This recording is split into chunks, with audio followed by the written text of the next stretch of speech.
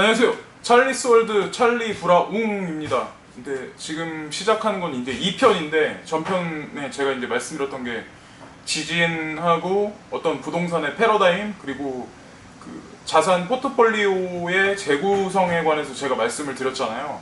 그래서 지금 이제 2편에 제가 말씀드리는 거는 이제 제가 첫 번째 편에서 마지막 부분에 말씀드린 게 이제 그 문재인 정부의 경제 정책에서 그 어저께 이제 발표된 국민연금의 그 인상과 그리고 65세 정년까지 내야 된다 뭐 그런 것까지 이제 말씀드리고 이제 본편으로 넘어가서 이제 제가 말씀드리는 거는 이제 문 정부의 경제 정책 중에 여태까지 이제 계속해서 그 전 세계적으로 그 정부가 피는 어떤 그 경제 살리기 운동에 수반되는 게 그 핵심이 되는 게 어떤 그 교량을 깐다든가 도로를 넓힌다든가 고속도로를 추진한다든가 고속열차를 논다든가 뭐 이런 식의 어떤 그런 경제 정책을 피고 일자리 고용을 하고 그걸로 인해서 이제 얻어지는 여러 가지 그 시너지 효과들을 이제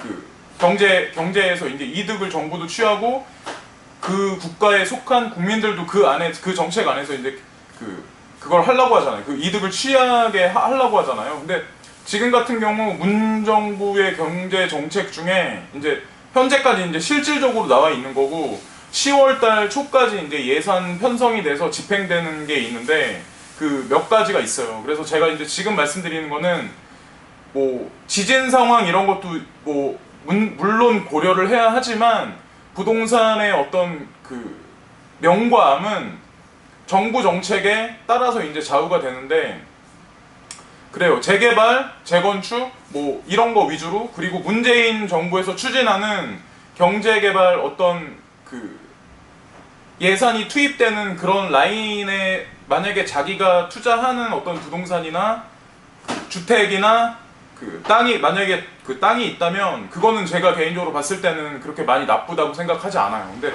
그 번외에 이제 다른 데 같은 경우는 전 이제 개인적으로 이제 별로 비추하거든요. 지금 같은 어떤 그 미중의 무역 전쟁 상황 하에서 그래서 지금 같은 경우 그 부산 일대에 문재인 정부에서 자금을 많이 넣는 것 같이 보이긴 하지만 스마트 시티 그걸 구현한다고 막 그런 정책도 피고 막 하는데 사실 알고 보면 그 이쪽 부산 쪽보다는 그 서해안 쪽 위주의 정책이 되게 많이 지금 펼쳐지고 있고 그 실질적으로 10월 초에 나오는 그 예산의 핵심도 그쪽에 많이 배정이 돼 있는 상태예요. 그래서 부산 쪽보다는 아무래도 인천 쪽의 항만을 좀 중점적으로 이제 개발을 할 것 같다는 생각이 들거든요. 제 개인적인 추론이 아니라 실질적으로 그렇게 예산이 편성이 됐고 각 시장이나 이런 그 시장의 어떤 히스토리나 그런 거를 봐도 그런 사람들이 포진이 많이 돼 있어요. 뭐 항만이나 물류 관계된 그런 사람들이 서해 쪽에 많이 시장으로 배치되어 있는 현재 상태이고 그리고 이런 어떤 그 정책 같은 경우는 대중국 그리고 그 북하고의 어떤 교류, 인적 교류 아니면 물적 자원 교류 이런 거 하고도 아마 청사진이 제가 개인적으로 보기에는 아마 있지 않을까라는 생각을 하거든요. 그래서 뭐 그냥 우리가 표면상에 보이는 매스컴들 뭐 여러 매스컴들 있잖아요. 뭐 방송 3사라든가 아니면 그 외적으로 뭐 조중동이라든가 뭐 경제신문 각종 뭐 미디어 근데 거기서 나오는 여러 가지 신문들 중에 진짜 사실을 사실대로 말하지 않는 것도 많고 사실을 말하더라도 헤드라인 밑에 깔아가지고 우리 같은 그냥 보통 평범한 사람들이 이제 헷갈리게 할 수 있는 그런 페이크적인 그런 것도 되게 많은 것 같거든요. 그래서 제가 볼 때는 지금 북핵 문제 어떤 그런 거 같은 경우는 남한과 북한과의 물밑 그 경제 교류나 어떤 뭐 여러 가지 전반적인 그런 정책 사항은 본인들이 생각하는 청사진대로 현재 흘러가고 있고 그것과 연관돼 있는 거는 중국이다. 네? 중국과도 연결돼 있고 사실상 알고 보면 러시아하고도 되게 그 그러니까 되게 친밀하게 되게 연결이 돼 있다고 생각을 해요. 예. 그래서 다음 편에는 제가 어떤 그런 거 하고 금시세에 관한 어떤 그 금시세를 왜 중국에서 지금 누르고 있나에 관해서도 제가 말씀을 드릴게요. 이번 편에서는 이제 그냥 약간 크게 두리뭉실한 상태에서만 제가 말씀을 드리는 거고요. 그래서 차별적인 장세에 있어서 정책과 어떤 그런데 만약에 자기가 그 지역에 투자한 거라면 제가 개인적으로 판단했을 때는 나쁘지 않을 거다. 예, 그 외 지역은 좀 아닌 것 같아요. 제가 개인적으로 보기에는. 그래서 말씀드리는 거고요. 지금 사진같이 그러니까 한쪽은 이제 붉은 그래프로 올라가고 한쪽은 이제 파란 그래프로 내려가고 있잖아요. 그래서 차별화 장세는 이제 극심할 정도로 이제 벌어질 거다. 지역적 편차 아니면 정책이 그 손을 닫고 있는 어떤 그런 지역과 그렇지 못한 지역은 분명히 갈라질 거다. 거기에 1편에서 말씀드렸다시피 그 지진이라는 어떤 그런 요소도 지진 파동이 분명히 한반도에서 어느 일정 지역은 분명히 많이 깔려 있는 건 사실이에요. 그런 것도 분명히 고려해야 할 시점인 건 분명하다고 생각을 하거든요. 왜 발등에 불 떨어졌을 때 그 불씨를 꺼트리려고 한다거나 그걸 털어내려고 한다면 상처도 깊고 오히려 늦은 거잖아요. 그러니까 제가 이런 방송을 하는 이유는 조금 더 빨리빨리 움직이자는 의미에서 말씀을 드리는 거고, 제가 이거 방송을 말씀드린다고 해서 뭐 진짜 행동하실 분이 몇 분이나 계시겠어요. 그러니까 뭐 다 내 자신의 판단이고 이 방송을 보시는 여러분들의 판단이고, 예, 그렇게 생각을 해요.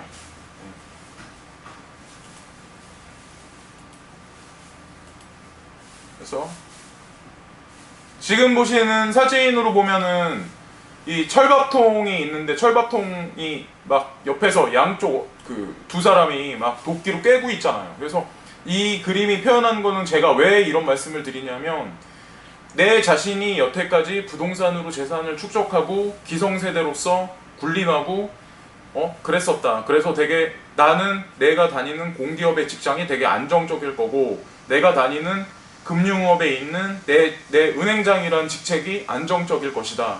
그리고 나는 삼성이라는 그런 회사 전략기획실에서 우두머리로서 가치를 인정받고 나는 영원할 것이다 라고 생각하는 거는 지금 현재 상황에 돌아가는 이 판세로 보면 되게 아니라고 생각을 해요. 지금 현재 상황이 급속도로 여러 가지 분야에서 여러 방면에서 전환점이 되는 게, 그러니까 그 터닝 포인트가 되는 게 너무나도 많기 때문에 저는 이제 개인적으로 철밥통은 없다는 생각을 하거든요.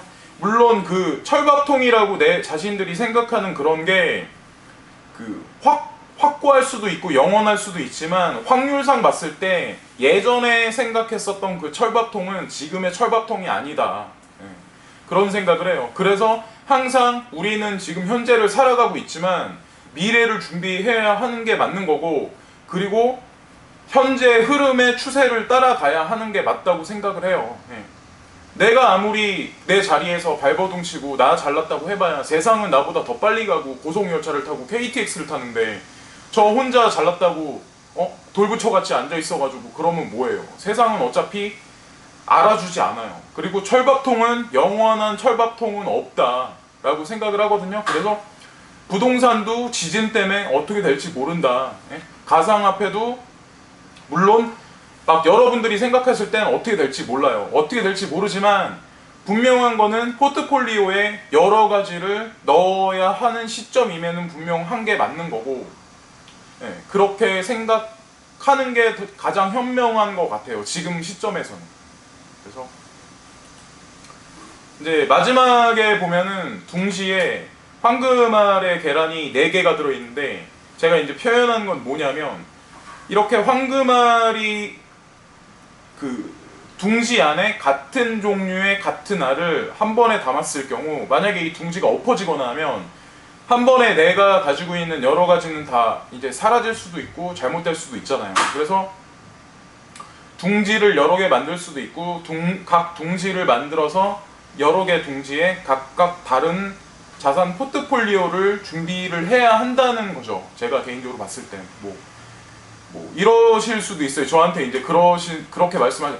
나는 뭐 빚이 많아서 부동산에 투자한 돈이 워낙 많고 그거 팔 수도 없다 이렇게 하시는 분들도 많으시겠지만, 제가 말씀드리는 건 뭐냐면, 그나마 자기가 가지고 있는 그 10개, 그러니까 100% 중에 2.5, 2.5, 2.5, 2.5 해서 자기가 이제 한도 내에서 준비할 수 있는 거는 준비하는 게 낫다고 보는 거죠. 지금 시점에서.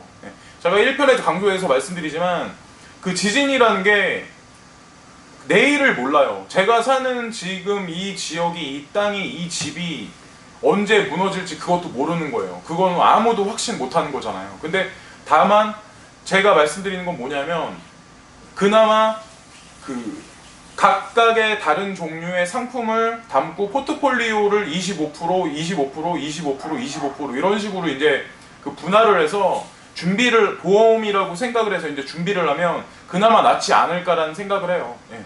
철밥통이라는 어떤 그런 개념이 사라지고 있는 이런 시대에 부동산의 영원함도 없을 것이고, 그렇다고 제가 이제 강조하고 제 자산 중에 가장 많은 암호화폐의 영원함도 그거는 모르죠. 근데 어쨌건 중요한 건 지금 시세가 되게 안 좋은 것도 사실이지만, 중요한 건 이 바닥에 지금 발을 담그고 있는 인간들이, 그 세력이란 사람들이 그냥 예산 인물들은 아니에요. 그냥 그 사람들이 바보라서 여기다가 뭐 이거를 투자하고 이거를 지분을 매입하고 그러겠어요? 손정이란 사람이 바보라서 이거를 자기 재산의 95% 되는 몇백 조 되는 걸 여기 투자해가지고 바보같이 여기 머물러 있겠냐고요.